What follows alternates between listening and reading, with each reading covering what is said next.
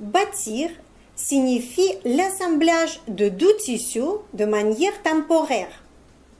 Parce que si vous allez faire les essayages de votre chef-d'œuvre et vous n'êtes pas sûr de couture sur lesquels endroits ils devront y être, vous pouvez utiliser ce point parce que après c'est assez simple de le défaire et refaire à nouveau.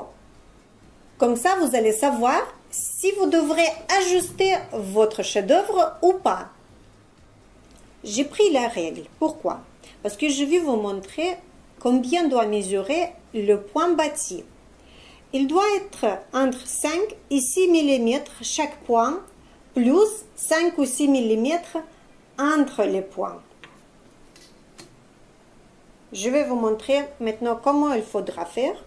Si vous êtes sûr que vous allez coudre bien droit, vous pouvez commencer. Mais si vous n'êtes pas sûr, vous pouvez prendre la craie et dessiner la ligne où vous devrez le faire, ce point.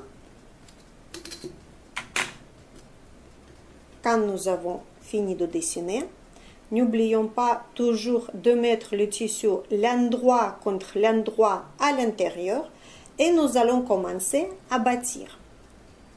Nous allons piquer avec l'aiguille et à peu près 5 ou 6 mm la distance entre chaque point et chaque point lui-même. Vous pouvez faire dans 2 fois, ça ira beaucoup plus vite.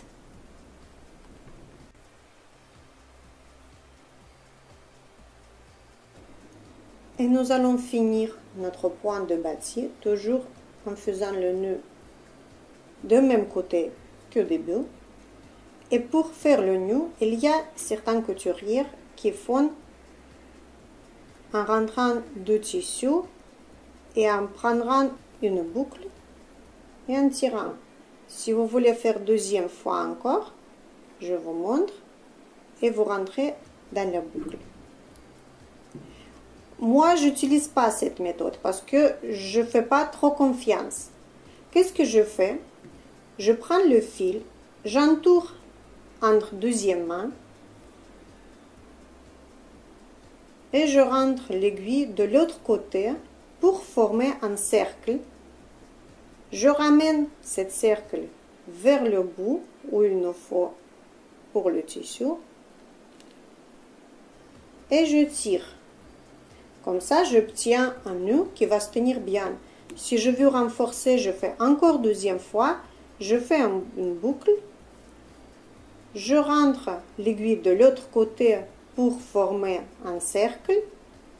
Je tire sur le cercle légèrement et après j'appuie avec le doigt et je tire l'autre main avec l'aiguille et le fil. Voilà, j'utilise cette manière parce que je fais plus de confiance. Et nous coupons le fil. Notre point de bâti est fait. Pourquoi, vous allez me demander, il y a les grands points? Parce que c'est provisoire cette couture. Et quand nous allons défaire cette couture, ça sera beaucoup plus simple. Regardez, nous allons couper. Et de l'autre côté, nous allons simplement tirer. Et il se défait. Comme ça, nous pourrons refaire à nouveau s'il nous faudra ajuster notre ouvrage.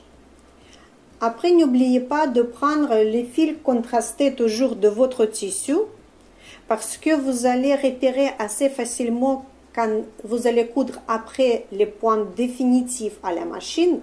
Ces points temporaires, vous pourrez assez facilement voir pour enlever.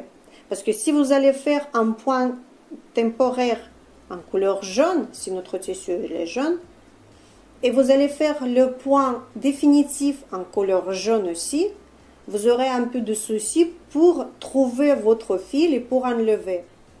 On peut faire encore le bâti en utilisant les épingles.